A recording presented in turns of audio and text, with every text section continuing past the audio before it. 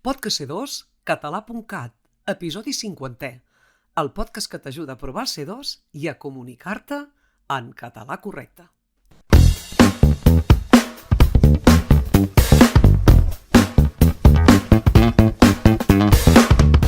El podcast d'avui és diferent. Us volem convèncer que compreu c2català.cat. No hauríem pensat mai que us ho diríem així de clar i català, tot i saber que aquest curs ha estat dissenyat amb un objectiu: obtenir el certificat de C2.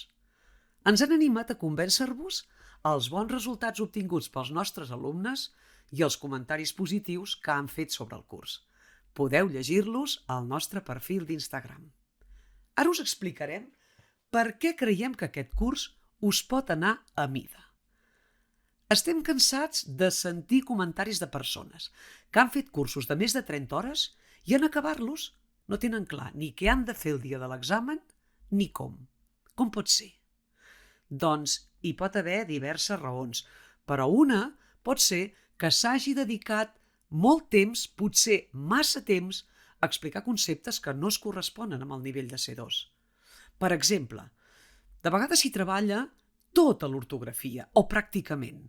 I malgrat que això no és pas dolent, no és el més encertat, perquè després no queda temps per explicar a fons les 3 àrees d'examen per encarar-lo amb confiança: la redacció, l'ús de la llengua i l'expressió oral.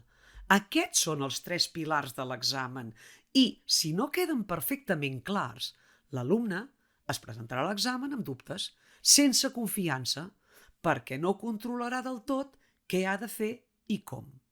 I això pot marcar la diferència entre aprovar o no. Tornant a l'ortografia, no la volem pas menystenir.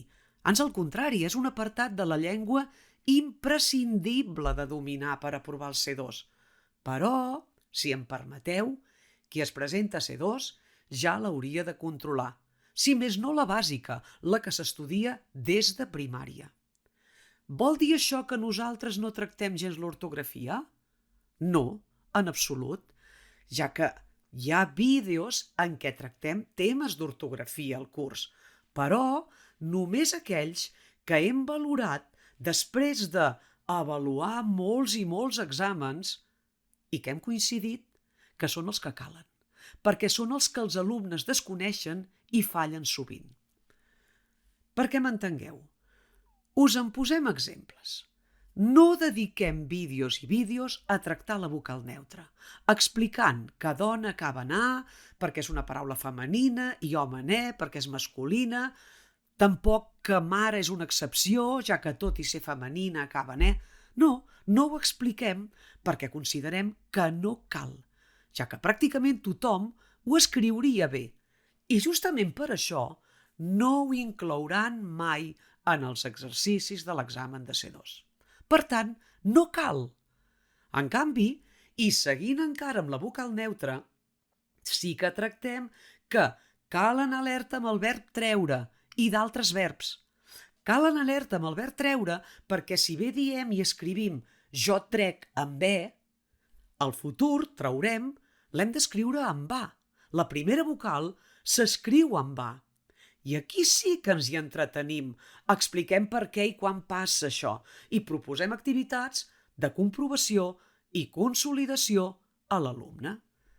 Bé, doncs temes com aquest sí que els hem inclòs al curs i molts altres d'ortografia i gramàtica que hem considerat necessaris d'incloure perquè hem constatat que força examinants s'equivoquen quan es pregunta a l'examen. Queda clar, doncs, que sí que tractem certs temes d'ortografia, però mai no oblidem els 3 pilars de què l'alumne s'haurà d'examinar, les 3 àrees: escriure, parlar i ús de la llengua, gramàtica, lèxic i alguna cosa d'ortografia, però no d'ortografia bàsica. L'examinant ha d'anar a l'examen segur, amb la confiança de qui sap què ha de fer i com ho ha de fer.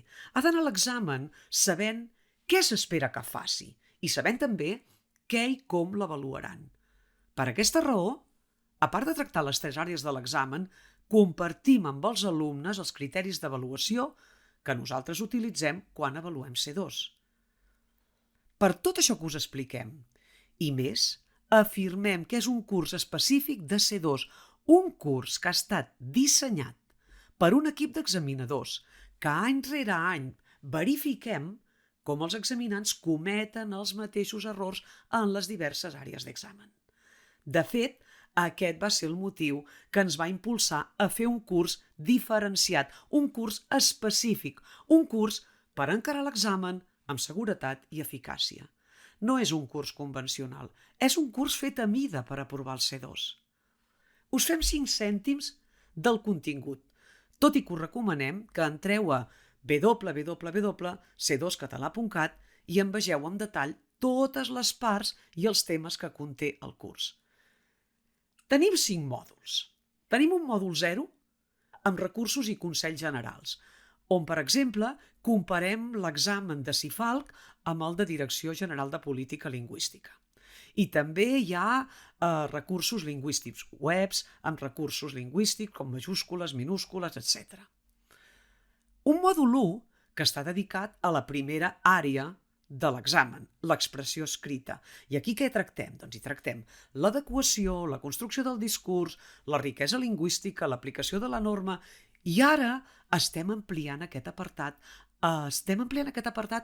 amb 15 o més consells de redacció molt pràctics i útils. Després us en faig 5 cèntims. Tenim un mòdul 2 que seria el dedicat a l'ús de la llengua, a la norma i a la riquesa lingüística.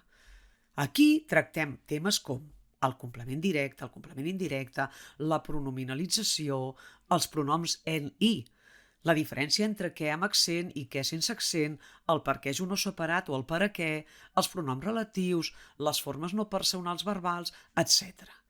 I un mòdul 3 que es dedica al tercer pilar, a la tercera àrea de l'examen, l'exposició oral.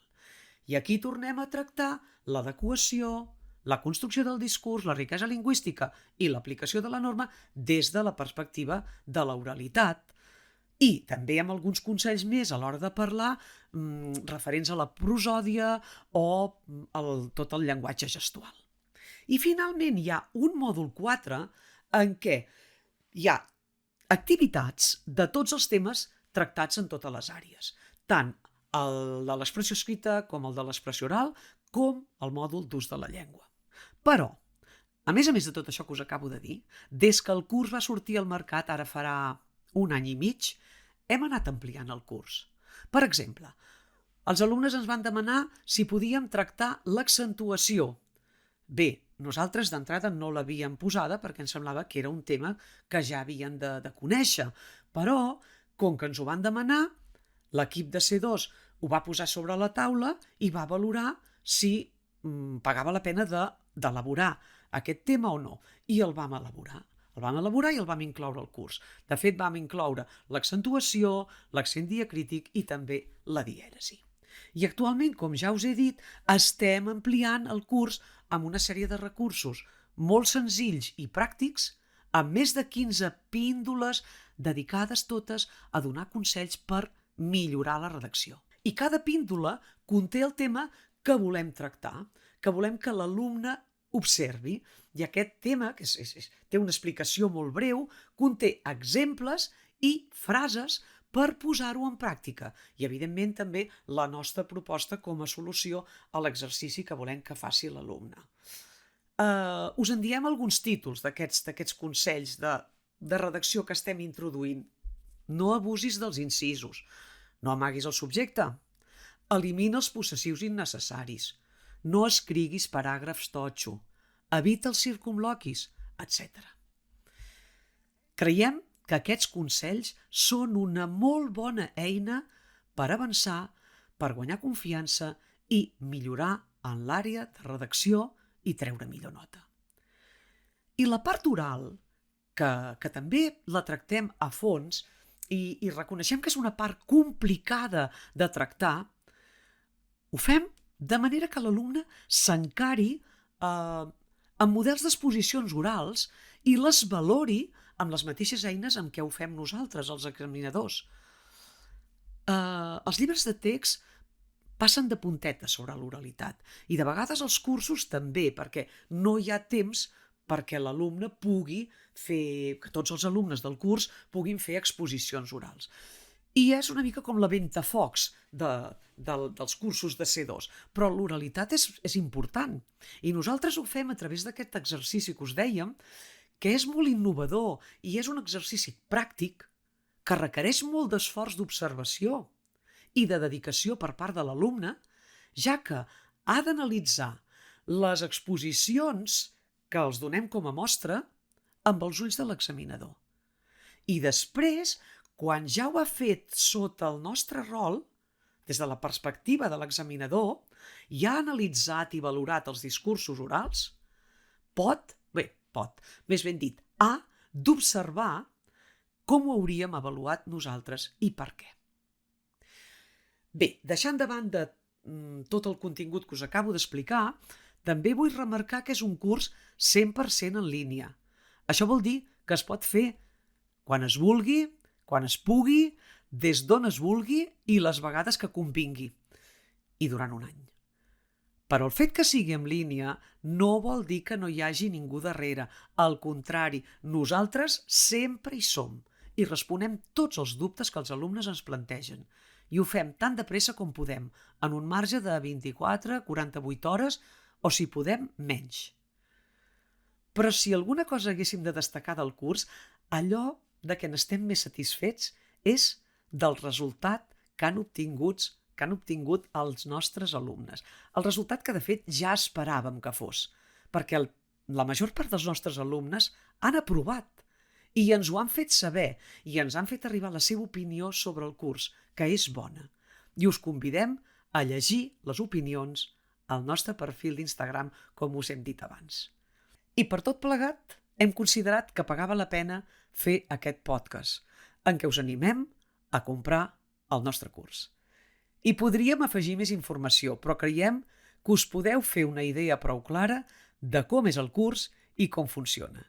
I també us permet considerar que, si voleu preparar-vos per aprovar el C2, el nostre curs és una molt bona opció. Animeu-vos i invertiu en vosaltres. Aquest any, c2català.cat. A reveure.